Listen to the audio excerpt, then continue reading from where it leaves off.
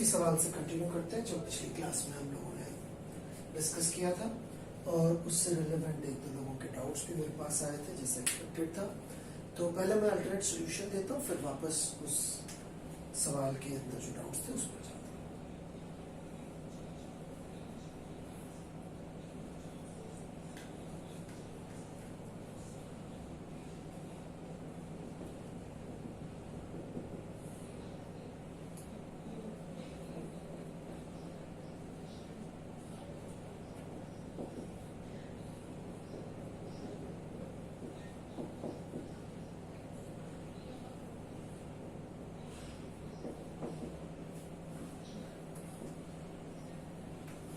अब जो एक अल्टरनेट यहाँ पे अप्रोच हमारे पास अवेलेबल है वो ये कि हम एक एक इवेंट को लेते जाए, राइट, और उसमें हम हर रिफ्रैक्शन देखें कि भाई ये 9/5 एयर से 9/5 में हुआ, फिर 9/5 से 3/2 में हुआ, फिर 3/2 से 4/3 में हुआ।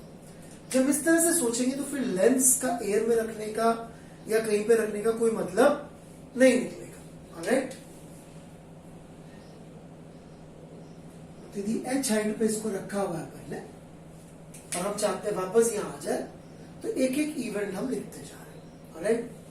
तो सबसे पहला इवेंट है प्लेन रिफ्रैक्शन, ऑलराइट। तो प्लेन रिफ्रैक्शन के लिए मैं लिख रहा हूं इधर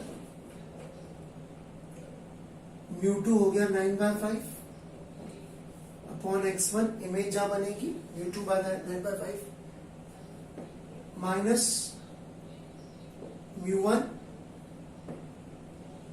बाय माइनस एच, नीचे की तरफ प्लस लेके, is equal to 9/5 minus 1 upon X coordinate of centre of curvature which is infinite.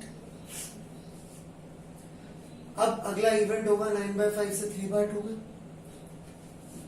Object का कोऑर्डिनेट x1 9/5 से 3/2 जा रहा है, 9/5 से 3/2 जा रहा है, x2, right? This must be equal to 3/2 minus 9/5, 3/2 minus 9/5 upon minus 20, क्योंकि इसका सेंटर ऑफ कर्वेचर नेगेटिव में है। इसके बाद ये जा रहा है 3/2 से 4/3,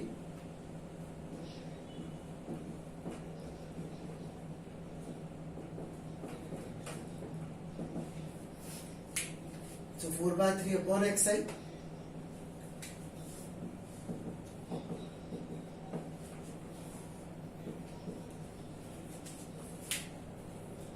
सेंटीमीटर्स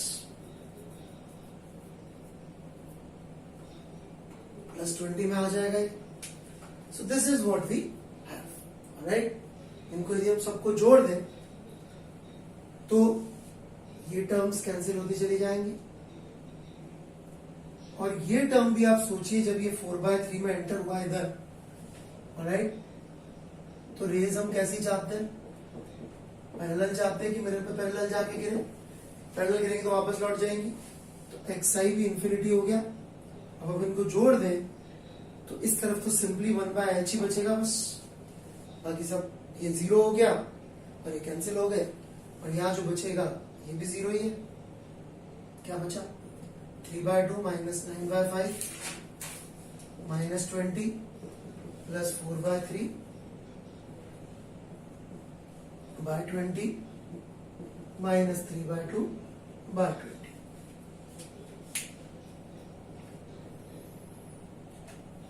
इन सबको यदि अपन अरेंज करके जोड़ देंगे और सॉल्व करेंगे तो आप देखेंगे you will get exactly same answer जो पहले आया था, दैट इज 150 सेंटीमीटर। वो आप करके देख लीजिए।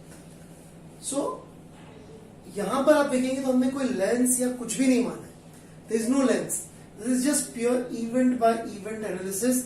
जहां मैंने रिफ्रैक्शन के फॉर्मूला का, मैंने आपको कहा भी था कि जो रिफ्रैक्शन का फॉर्मूला है सबसे इंपॉर्टेंट फॉर्मूला यही है ज्योमेट्रिकल ऑप्टिक्स के अंदर, राइट। फिर भी कुछ बच्चों को मुझसे इस तरह के डाउट पूछे कि सर वो जो आपने बीच में एयर मानी थी, राइट, उसके दोनों तरफ तो अलग अलग मीडियम है, फिर उसका क्या, और ये सब बात, राइट, तो उसको अपन लेंस की तरह ना ले। वो एक कहने का तरीका था कि यदि एयर हो बीच में तो वो चूंकि कोई फर्दर डेविएट नहीं करेगी, राइट, उसके दोनों तरफ कौन सा मीडियम है वो नहीं इंपॉर्टेंट बात, मुद्दे की बात यह है कि वो उसके थ्रू रेज डेविएट नहीं होती। तो इस तरह से अपन ने यहाँ पे जबरदस्ती लेंस मान लिया था, राइट, मतलब जैसे जो अपन ने यहाँ लेंस माना था ना जबरदस्ती,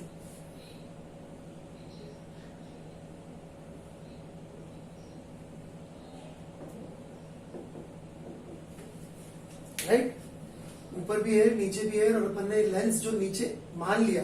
तो समझाने का तरीका था कि बीच में एयर की थिन स्ट्रिप मान लेने से हमारी कैलकुलेशंस वो की वही रहेंगी। मैथमेटिकली आप चाहें तो चेक कर सकते हैं, राइट, मैथमेटिकली आप चेक कर लीजिए कि आपने यदि एयर मान के इक्वेशंस लिखेंगे आप, तो कट पिट के फाइनली वही आंसर आ जाएंगे जो कि अदरवाइज आते। तो मैं आपको एयर मान के और रिफ्रैक्शन मान के भी लिख के दिखा देता हूं, एंड यू विल फाइंड कि कोई खास फर्क नहीं पड़ रहा होगा, थोड़ी सी मेहनत बढ़ जाएगी बस, राइट। तो एक दो इक्वेशंस लिख के दिखा देता हूं मैं कि यहाँ एयर माना है अपन ने, लेकिन मैं क्या कर रहा हूं, मैं लेंस का फॉर्मूला नहीं लगा रहा हूं, राइट, मैं लेंस का फॉर्मूला नहीं लगा रहा हूं, मैं फॉर्मूला लगा रहा हूं फॉर रिफ्रैक्शन, राइट। तो आप देखेंगे वो सेम ही रिजल्ट आने वाला है, कोई फर्क नहीं पड़ने वाला। कैसे?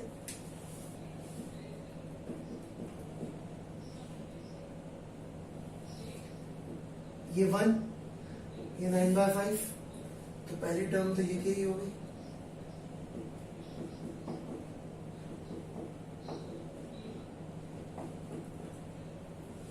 दूसरी टर्म में चेंज आएगा क्योंकि अपन ने जबरदस्ती एयर मान रखी है बीच में। दूसरी टर्म देखिए क्या हो जाएगी, ये 9/5 से 1 में जा रहा है,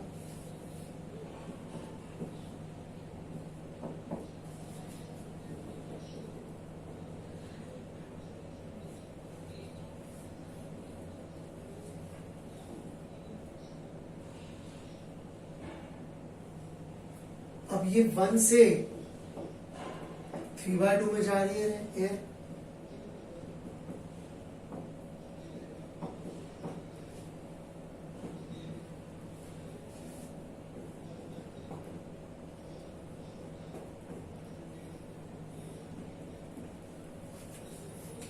now if you add these two equations, ये जो मैंने एयर मानी इसको आप देखिए, इसकी वजह से क्या फर्क पड़ा, ये एक इक्वेशन एक्स्ट्रा बढ़ी, इन दोनों को ऐड कर दीजिए, you will find you will get exactly the same equation है, राइट। तो जब एयर मान लेने से रिफ्रैक्शन में कोई फर्क नहीं पड़ा, वो की हुई, इन दोनों को ऐड करिए, you will get this equation. इसका क्या मतलब है कि एयर मानने से रिफ्रैक्शन की अकाउंटिंग में कोई फर्क नहीं पड़ा, तो यदि रिफ्रैक्शन में नहीं पड़ा तो इसका मतलब हम यहाँ पे लेंस मान लेंगे एक, और फिर दूसरा और फिर तीसरा लेंस, तो फर्क नहीं पड़ेगा।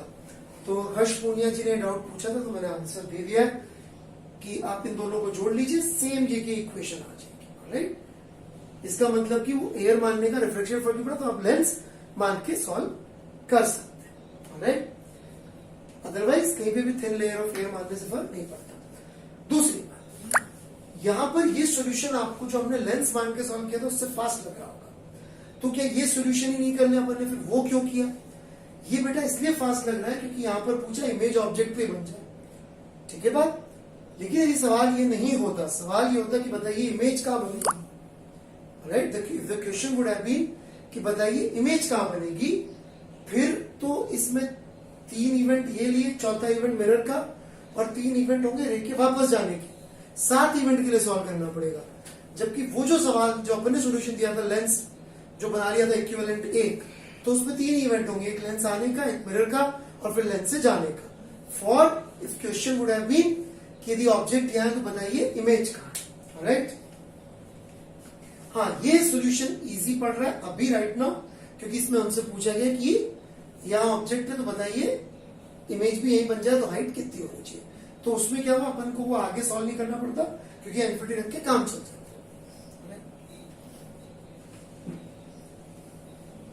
एक और अपन लेंस के दोनों तरफ डिफरेंट मीडियम वाला क्वेश्चन ले लेते हैं।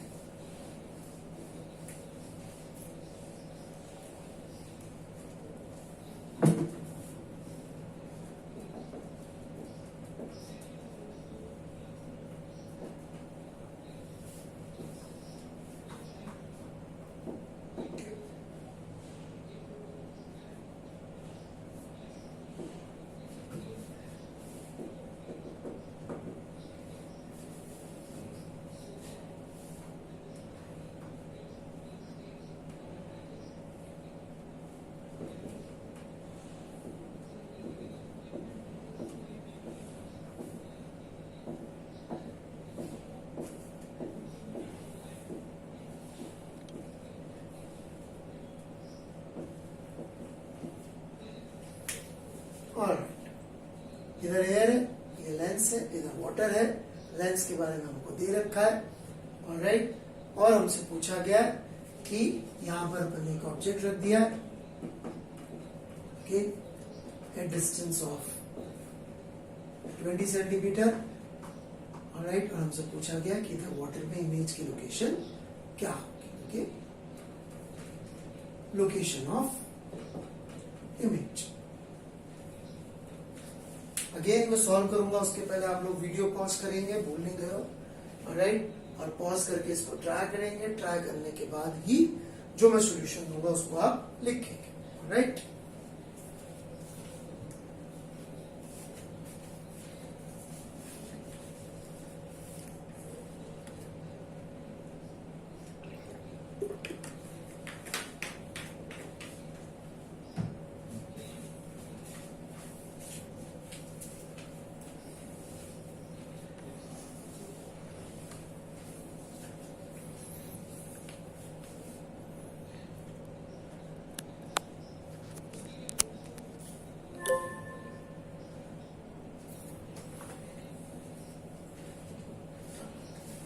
So, there are two ways to attempt this question. Okay? First attempt is कि हम यहाँ पर दो इवेंट ले लें रिफ्रैक्शन के, स्फेरिकल रिफ्रैक्शन के, एक इस सरफेस पे और एक इस सरफेस पे, ऑलराइट। और अभी कोई एयर वेयर कुछ नहीं, क्योंकि और ले भी लेंगे एयर तो भी उससे मतलब इक्वेशन नहीं पड़ती, जैसा मैंने आपको दिखाया करके। तो ये इवेंट्स के हिसाब से बात कर लेते हैं पहले। तो पहला इवेंट हो रहा है 1 से 3/2 में, so 3/2 by x1, 3/2 by x1 minus 1 by -20, और ये इसका radius of curvature r, equiconvex, मतलब दोनों का रेडियस सेम है, तो ये पॉजिटिव साइड है। फिर अगला इवेंट हो रहा है 4/3 में जा रही रेस upon xi minus 3/2 by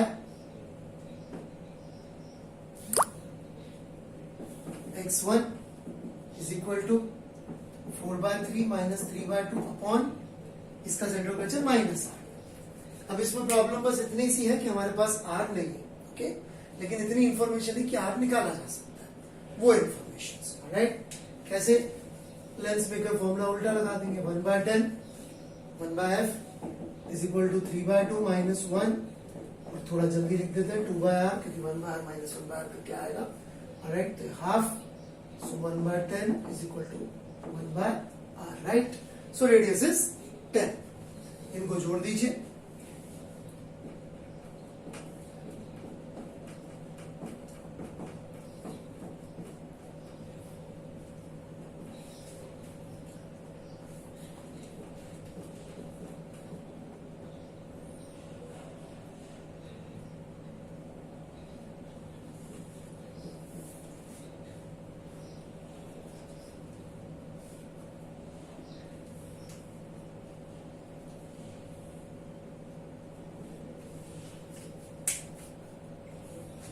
calculation सही होगी। ये 1/2/10 हो गया, और ये 8 माइनस 9 माइनस 1/6, ठीक है। So this is what we have, right. इसको अपन सॉल्व कर लेते हैं।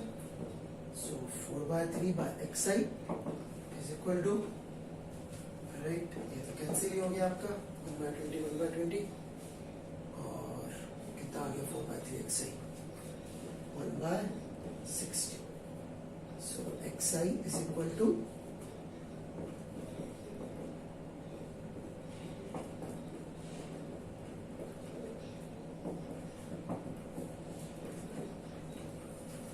so x coordinate of image is coming out to be 80 centimetre.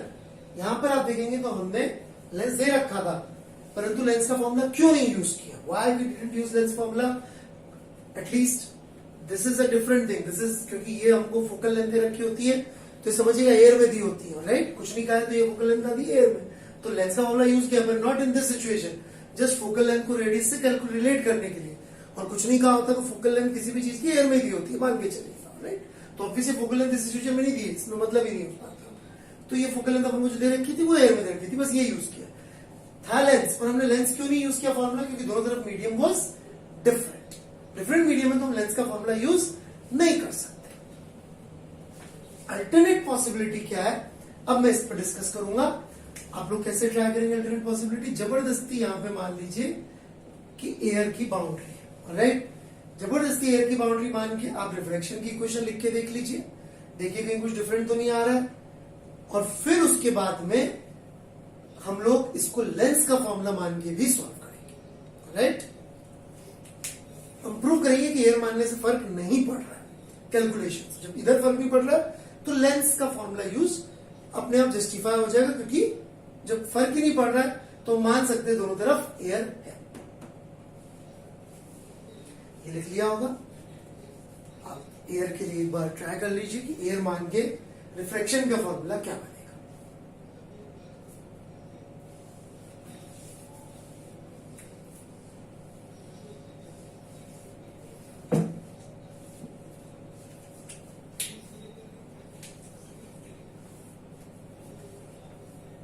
पहली इक्वेशन तो सेम ही रहेगी, 3/2 और 1। दूसरी में फर्क पड़ेगा। दूसरी क्या आ जाएगी? दूसरा इवेंट हो रहा था, अपन ने मान लिया था 3/2 से 4/3, हमने माना 3/2 से 4/3। अब क्या हो गया इवेंट? 3/2 से 1 और फिर 1 से 4/3, राइट? तो इधर ऐसी की ऐसी रही, यहां चेंज होता है। तो 3/2 upon x1, 3/2 right upon x1। नहीं यार, ये ऑब्जेक्ट हो गया सॉरी, और किधर जा रहा है वो? 1 में जा रहा है, एयर मानिए जबरदस्ती, राइट? उसको मैं x2 लिख दे रहा हूं की बार, and 1 minus 3/2 upon radius -10, right?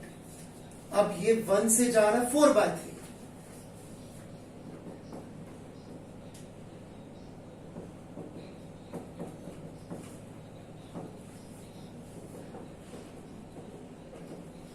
Radius of curvature अभी भी यही वाली डायरेक्शन की है, तो -10। इन दोनों इक्वेशंस को जोड़ लीजिए, you will get this equation. ये कैंसिल हो जाएगा, और जो एक्स्ट्रा टर्म आ रही थी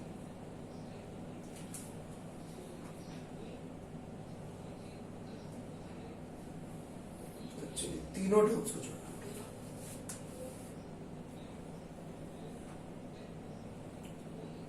वन बाय एक्स इधर से चला जाएगा,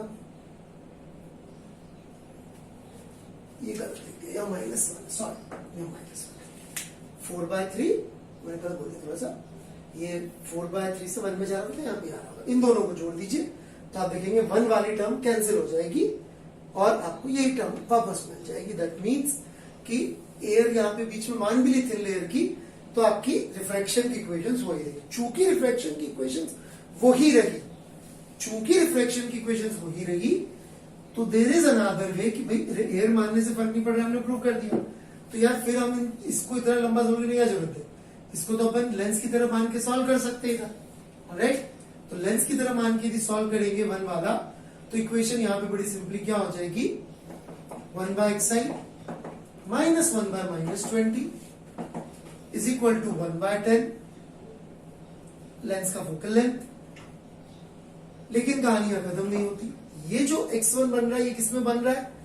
4/3 में नहीं बन रहा है, एयर मान के बना है। तो एयर में बन रहा है और एक रिफ्लेक्शन हो रहा है स्फेरिकल इस सरफेस पे, स्फेरिकल रिफ्लेक्शन इस सरफेस पे हो रहा है। तो अभी क्या होगा? 4/3 by xi minus 1 by x1 and -10, क्योंकि रेडियस अपन ने निकाली थी 10 सेंटीमीटर, राइट? इनको जोड़ दीजिए,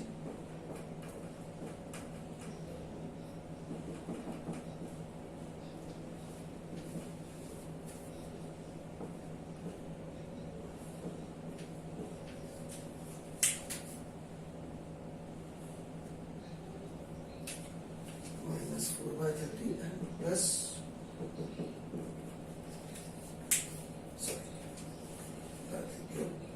plus 1/2, 2/2, right? So you can solve it and you will find you are getting exactly same answer. But important point, ये इक्वेशन देखिए अपन ने क्या लिखा है, यहाँ एयर मान लिया था ना, तभी तो लेंस का फॉर्मूला लगाया। तो ये लिखा अपन ने कि एयर से 4/3 में एंटर, राइट? इसको आप सॉल्व करके देख लीजिए, get the same answer. So I hope this clears the confusion, क्योंकि बच्चों को डाउट तो रहता ही है। फिर भी डाउट हो व्हाट्सएप ग्रुप पे आप लिख दीजिएगा, मैं और कुछ करके दिखा दूंगा, लेकिन ये पेन जरूर चला लीजिएगा। फिर से समझा रहा हूं, ये जो अपन ने इक्वेशन लिखी तो अपन ने इसके दोनों तरफ एयर मान ली, तो जो अगला रिफ्लेक्शन लिखेंगे अपन ने फिर 3/2 से 4/3 का नहीं लिखा, 4/3 1 से 4/3 का लिखा। और जब अपन जब अपन स्ट्रेट रिफ्लेक्शन का फॉर्मूला लगा रहे हैं, लेंस की बात ही नहीं कर रहे, जब एयर मान ही नहीं रहते ओरिजिनली टू बिगिन विद, तो अपन सीधे यहाँ पे जो रिफ्लेक्शन फॉर्मूला लगा रहे थे वो 3/2 से 4/3 का लगा रहे थे, राइट? तो अब देख सकते हैं एयर मानने से क्या फर्क पड़ा और क्या फर्क नहीं पड़ा। So I hope this part completes this part, the combination of lenses में हम लोग जबरदस्ती बीच में जो एयर की थिन स्ट्रिप मान लेते हैं तो उससे कोई फर्क नहीं पड़ता है। ये हमने दो अलग अलग तरीके से समझा दिया। फिर भी डाउट होगा तो मैं जरूर आंसर दूंगा। So combination of lenses is complete. Now will be moving to the next topic in the next part of the lecture.